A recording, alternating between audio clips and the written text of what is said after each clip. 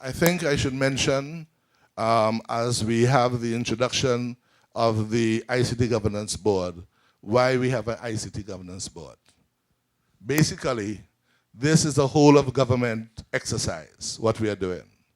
And we have created a new national ICT Governance Board to be able to manage, to supervise, to oversee the work of ICTs in government. We start off by having them being able to review what we do, to be able to bring to cabinet the new technologies, the new issues that we need to consider as a cabinet for the people of St. Kitts and Nevis.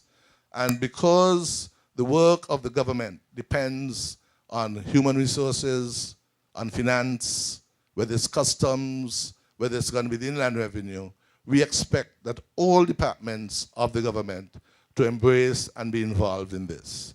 And so the ICT Governance Board is going to be staffed by heads of department, those who make decisions in government, who would be guiding the work of the ICT development as we go forward.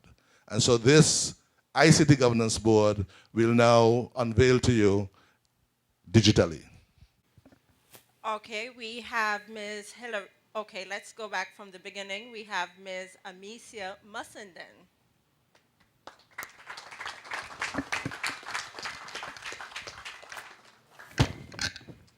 Mrs. Hillary Hazel, Financial Secretary, Ministry of Finance.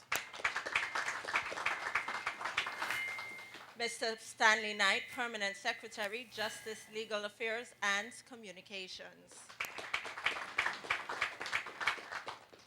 Mrs. Torfrida Rochester, Chairpersonal Office, Human Resource Management Department.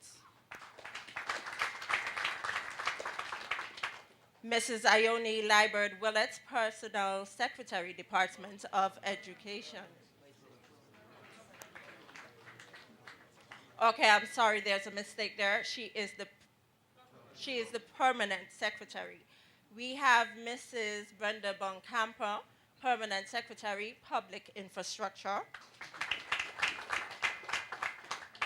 Mr. Colin Dorr, Permanent Secretary, Ministry of Finance in Nevis. Mr. Quincy Prentice, IT Director, Nevis Islands Administration. Mr. Edward Gift, Controller of Inland Revenue Department. Mr. Levi Bradshaw, Accountant General, Treasury Department. Mr. Jared Bell, Controller, Customs and Excise Department.